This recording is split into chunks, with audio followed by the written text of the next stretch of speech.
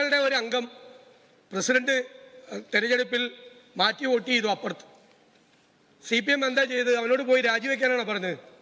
CPM ഉച്ച കഴിഞ്ഞ് നടന്ന വൈസ് പ്രസിഡന്റ് തെരഞ്ഞെടുപ്പിൽ ഈ കാലുമാറ്റക്കാരനെ വൈസ് പ്രസിഡന്റ് ആക്കി. എന്നിട്ട് മുഖ്യമന്ത്രിക്ക് ഇതുപോലെ വന്ന് ഇവിടെ നിന്ന് സംസാരിക്കാൻ എങ്ങനെയാണ് പറ്റുന്നത്? നിങ്ങളതാണ് ചെയ്തത്. രാവിലെ കാലുമാറിയവനെ ഉച്ച കഴിഞ്ഞപ്പോൾ വൈസ് പ്രസിഡന്റ് ആക്കിയ പാർട്ടിയുടെ പോളിറ്റ് ബ്യൂറോ മെമ്പർ നിങ്ങൾ. എന്നിട്ട് നിങ്ങൾ ഇവിടെ വന്നിട്ട് ഒരു സ്ത്രീ അവരുടെ സങ്കടങ്ങൾ മുഴുവൻ അവര് നേതൃത്വത്തോട് ഒരുപാട് വിഷമങ്ങൾ പറഞ്ഞു.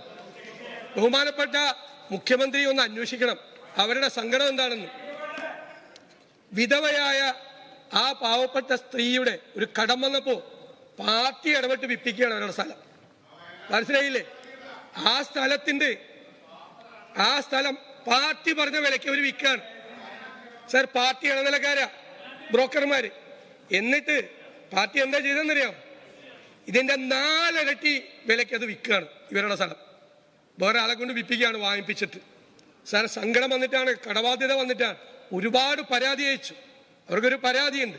ഇനി അവര് തീരുമാനം മാറ്റി അവരവിടെ ഞങ്ങൾക്ക് അനുകൂലം